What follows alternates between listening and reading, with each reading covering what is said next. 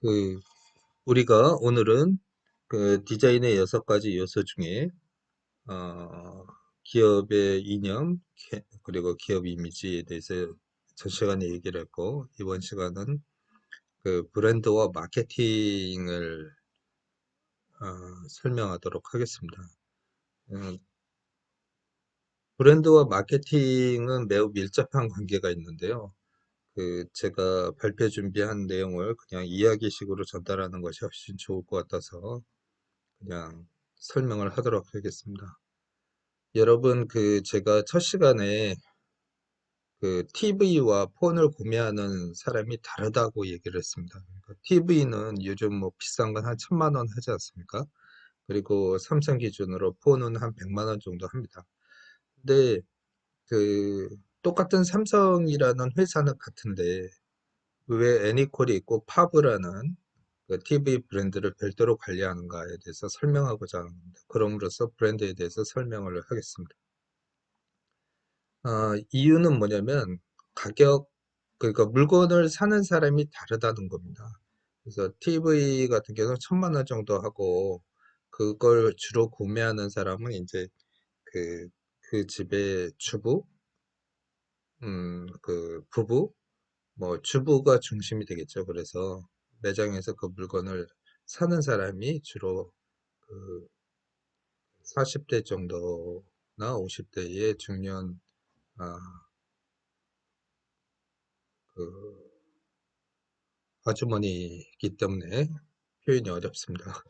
그래서 그 광고를 그 사람들을 대상으로, 그러니까 주머니를 여는 사람을 대상으로 광고를 하는 겁니다. 그래서 취향이 뭐 20대나 뭐 60대, 70대의 대상이 아니고 그 40대, 50대의 아주머니를 대상으로 해서 그 TV 광고를 하는 거죠. TV 판매를 위한. 근데 폰 같은 경우는 그 구매에 그 삼성폰이나 아이폰 같은 거를 가지고 다니는 사람이 굉장히 대중적이지 않습니까? 폭이 넓다라는 겁니다. 그래서 100만 원짜리 폰을 사는데 통신사 할부라든가 협력을 통해서 하다 보면 할부로 살 수 있고 쉽게 많은 사람들이 구매를 한다는 거예요. 그래서 그 폭이 굉장히 넓기 때문에 그 대상이 또 그 폭넓은 대상을 통해서 일반적인 광고를 할 수밖에 없다. 그래서 브랜드와 마케팅에 대해서 설명을 드리는 것은, 그러니까 그 물건을 사는 소비자 군집, 소비자층을 대상으로 해서 마케팅을 달리 할 수밖에 없어서 브랜드를 별도로 관리한다. 이렇게 말씀을 드리겠습니다. 아, 여기에 그 금성사 냉장고를 두었는데요. 브랜드 관리가 왜 그렇게 중요한가를 잠깐 설명을 하면, 이 브랜드라는 것은 사실 마케팅도 하고 제품도 그 안에 들어가 있죠. 뭐 디자인의 6가지 요소를 그 브랜드 안에 다 집어넣을 수 있다고 생각합니다. 네, 금성사 냉장고라는 거, 금성사는 LG의 전신을 얘기를 합니다. 그러니까 제가 이런 그 상황을 한번 연출해 봤습니다. 뭐냐면, 어, 여러분이 나중에 이제 3, 4년 뒤에 결혼을 한다고 할 때, 여러분의 어머니가 여러분을 LG 매장에 가서, 가전을 구매를 해주는데, 그, 냉장고를, LG 냉장고를 사는 겁니다. 근데 이제 여러분 집에 가보면 그 어머니가, 요즘은 뭐 냉장고를 자주 바꾸지만, 어머니가 냉장고를 LG 거를 가지고 있습니다. 그리고 할머니 댁에 가도 할머니 집에 LG 냉장고가 있는 거예요. 그래서 할머니가 어머니한테 결혼하실 때 그 냉장고를 LG 거를 사주고, 왜냐면 본인이 그 평생 사용하면서 좋다라는 인식을 가지고 있는 겁니다. 그 브랜드에 대해서, 그 제품에 대해서. 그래서 딸에게 사주고, 딸은 다시 성장한 딸에게 사주는 대를 잇는 그런 구매가 이루어지는 겁니다. 기업의 입장에서는 이 이러한 어떤 충성 집단이거든요. 그 LG 냉장고에 대한 충성심을 가지고 있는 소비자 그룹. 그거를 만드는 것이 기업에 있어서 가장 중요한 행위입니다. 그렇게 하기 위해서 어, 기업은 많은 노력을 하죠. 근데 그것은 크게 두 가지로 이루어지는데, 하나는 브랜드 매니징에 의해서 그 정확한 정보를 전달해주고 소비자들한테 인포메이션을 주고 그리고 서비스를 제시하는 그런 과정과 함께, 또 하나는 소비자가 그 제품을 구매하고 경험하고 나서 그 제품에 대한 좋은 기억들을 가지면서 신뢰성을 가져가는 겁니다. 그래서 그 브랜드의 두 가지 측면은 기업에서 전략을 잘 수립해서 소비자들한테 잘 전달하는 브랜드 매니징과 마케팅 관리가 하나고, 또 하나는 좋은 제품을 만들어서 소비자들한테 그 소비자들이 그걸 사용하고 갖는 좋은 이미지, 이 두 가지로 기업은 장기적인 비전을 만들 수 있다. 충성 집단을 통해서 이 얘기를 전달합니다. 그런데 대기업은 대부분 그런 체계적인 매니징을 하지만, 그 제가 지금 그 일본의 그 죽방이라고, 그러니까 대나무 공방 마을이 있어요. 거기에 그 한 16개 정도의 집이 있는데, 그러니까 공방이 있는데, 그것을 묶어서 그 도시에 있는 그 디자인 연구소, 대학에 있는 디자인 연구소랑 조인을 해서 그 단순한 그 기술과 디자인 두 가지만 가지고 성공한 사례입니다. 유한회사 태올인데요. 이 회사의 특징은 회사 그 장인들이 중심이 돼서 그 대나무로 어, 대나무를 평생 만졌고 아버지도 만들고 그랬던 어떤 그 가업으로 이루어졌던 것이기 때문에, 여기에 타이틀은 손으로 만들고 진심으로 담는다는 거죠. 우리가 그 마츠시다의 총수가 말씀하신 그 인간이고 혼을 담는다는 거와 마찬가지로 이 여기서는 장인이기 때문에 핸드메이드, 손으로 만들고 항상 그 장인의 정신, 진심을 담아서 소비자한테 기쁨을 준다라는 이런 마인드로, 단순히 어떤 기업, 큰 대기업이나 뭐 이런 회사처럼 그 다양한 마케팅을 하는 것이 아니고 오로지 이런 기술과 디자인 두 가지만으로 성공한 케이스입니다. 그래서 소개를 드리고 싶었고요. 이렇게 제품들을 만들었습니다. 제가 그 홈페이지를 여러분 그 링크 시켜 드리겠습니다. 그래서 이렇게 보면 요 표로 그 제가 설명하고 싶은 걸 간단하게 설명을 하면, 일반적으로 대기업이나 중견기업 이상은 이렇게 6가지 요소를 모두 다 아, 마케팅합니다. 그러니까 모두 다 6가지를 모두 시도하죠. 그렇지만 태오리 같은 경우는 지금 디자인과 기술 요 두 가지만을 가지고 성공적인 기업이 됐어요. 요 옆에 편은 뭐냐면, 나중에 그 정부에서 지원 사업을 합니다. 요즘 중소기업들 성장을 하게 하기 위해서. 그래서 그런 어떤 그 뭐냐 브랜드 매니징이나 마케팅 매니징 같은 것들을 도움을 받아서 컨설팅을 통해서 이런 식의 최소한의 경영과 브랜드 전략을 가미한 이 회사만의 어떤 성공적인 비즈니스 모델을 만든 사례입니다. 그래서 다시 얘기하지만, 대기업은 일반적으로 이 6가지 요소를 다 통하지만 중견기업이나 중소기업 같은 경우는 두 가지 또는 세 가지 정도로 성공적인 비즈니스를 할 수 있다. 소비자들한테 호소하고 소비자들이 그로 인해서 구매하고 또 충성 집단도 만들어질 수 있다. 그래서 스타트업 같은 경우는 대부분 이런 형태를 가지고 있습니다. 여러분이 나중에 제가 마지막 부분에 우리 그 국가 나라에서 지원하고 있는 저 청년 창업 사관학교 같은 경우를 소개를 하게 될 텐데, 그런 스타트업에 있어서 여러분이 한번 참고해 주시기 바랍니다. 네, 여러분, 오늘은 소비자 유행과 요구에 대해서 논의하도록 하겠습니다. 우리가 디자인의 6가지 요소 중에 소비자의 유행과 요구가 있는데요. 아, 뭐 유행이라는 것은 제가 첫 시간에 말씀드렸듯이 모두 다 예를 들어서 폰이라고 한다면 폰을 친구들이 모였는데 다 같은 폰을 가지고 있는 거죠. 그런 것이 유행이고, 요구라는 것은 소비자가 구매를 할 때 뭐 카메라가 좀 더 기능이 좋았으면 좋겠다, 또는 뭐 비디오 편집 기능이 있었으면 좋겠다, 화면이 컸으면 좋겠다, 이런 것이 구체적인 이제 기능에 대한 또 소비자의 요구가 될 것입니다.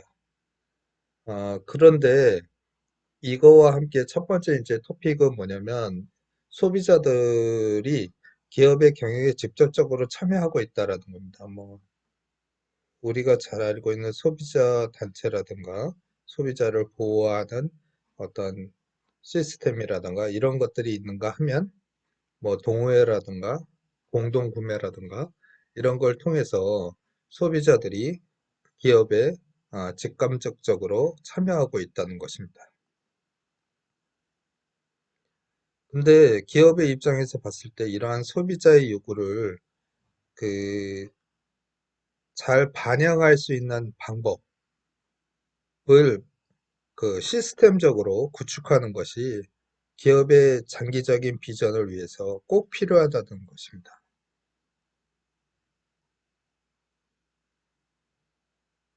그 기업의 경영 중에 가장 중요한 부분이 이 소비자의 의견을 잘 반영하고 그것을 체계화시키는 것이 가장 중요한데요. 뭐 중소기업 같은 경우는 소비자의 구매 후기, 또는 뭐 소비자가 AS 요구 사항 뭐 이런 것들을 하고, 또 판매원들이 소비자들한테 리뷰를 받아서 본사에 반영하는 이런 과정들이 어, 기본적일 것이고요. 기업 같은 경우는 이제 리서치 회사라든가 이런 회사들을 통해서 소비자들의 의견을 구체적으로 래프팅 해가지고 마케팅에 적용하는 사례가 있습니다. 제가 옛날 한국 3M하고 일할 때 보면 리서치 회사, 글로벌 리서치 회사 때 한 달에 한 번씩 많은 회의를 하고 그 자신의 브랜드들, 그 브랜드에 대한 소비자의 어떤 변화, 우리가 이제 뭐 요즘 선거를 앞두고 리서치 회사에서 선거 예측 같은 걸 하듯이 기업에서는 그 브랜드에 대한 세부적인 여러 가지 항목들에 대해서 리서치 결과를 받고 있습니다. 이렇게 중소기업이든 어, 글로벌한 기업이든 모두 다 소비자의 리서치를 굉장히 중요시 여기고 있다라는 거죠.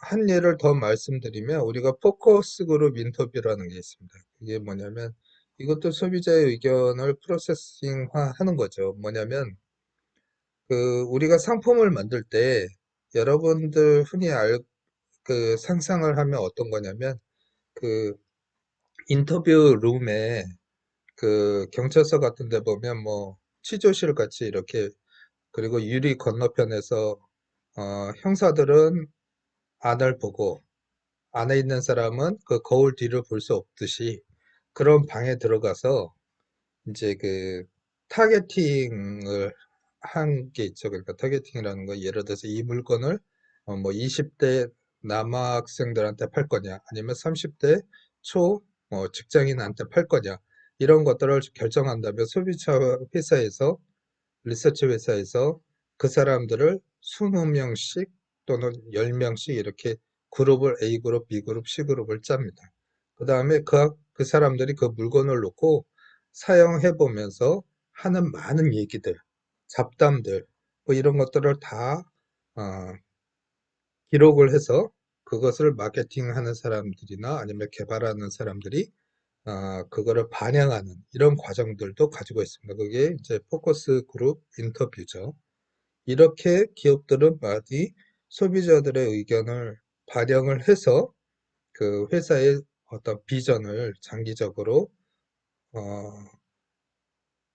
좋게 만들려고 하고 소비자와 결속력을 이끌어내려고 노력하고 있습니다. 그리고 이 그 소비자가 가장 이제 직접적으로 기업에 영향을 미치는 것은 이 공동 구매라든가 아니면 그 인터넷을 통해서 집단이 형성되고 있죠. 그렇게 함으로써 그 소비자가 주도권을 가지고 있지 않습니까? 예, 소비자들이 그 예를 들어서 동호회 같은 경우는 뭐 20명 학생이 신입생이 들어왔는데 이번 겨울 시즌에 스키장을 가야 되는데 장비가 없기 때문에 좀 저렴하면서도 뭐 예를 들어서 그 튼튼하고 브랜드가 있으면서 2월 상품이어도 되지만 뭐 예를 들어서 그 여학생용으로 뭐 15개 그리고 뭐 남학생용으로 5개 이렇게 해서 20개를 인터넷상에 공지를 올리면 수많은 그 뭐 판매자들이 그 물건을 제시하고 가격도 제시하고 그래서 선택을 이제 소비자가 하는 그런 시대로 변했다라는 거죠. 그래서 기업에서 소비자의 의견이 반영되고 있다라는 것을 증명하고 있습니다. 그 기술에 대해서 간단하게 얘기를 하면 뭐 삼성이나 애플이나 이런 회사들 같은 경우는 많은 그 R&D 비용을 지출하고 있지만 중소기업의 경우는 그렇지 못하죠. 그래서 제가 지금 중소기업의 하나의 좋은 사례를 여러분한테 설명을 하겠습니다. 뭐냐면 중소기업 같은 경우는 삼성같이 그런 기반 기술을 개발하는 것보다 하나의 아이디어를 통해서 그거를 개발하는 것을 제가 사례로 드리고 싶은데요. 아, 우리가 이게 워크맨 시리즈입니다. 그래서 그 우리가 음악을 이게 이제 1980년 뭐 이 정도 된 사례인데요. 그 CD 플레이어를 들고 다니면서 지금처럼 이어폰을 꽂고 이제 그래서 워크맨이죠. 걸으면서 음악을 들을 수 있게끔 하자라는 아이디어였어요. 물론 그때 기업이 큰 소니에서 이걸 개발을 했죠.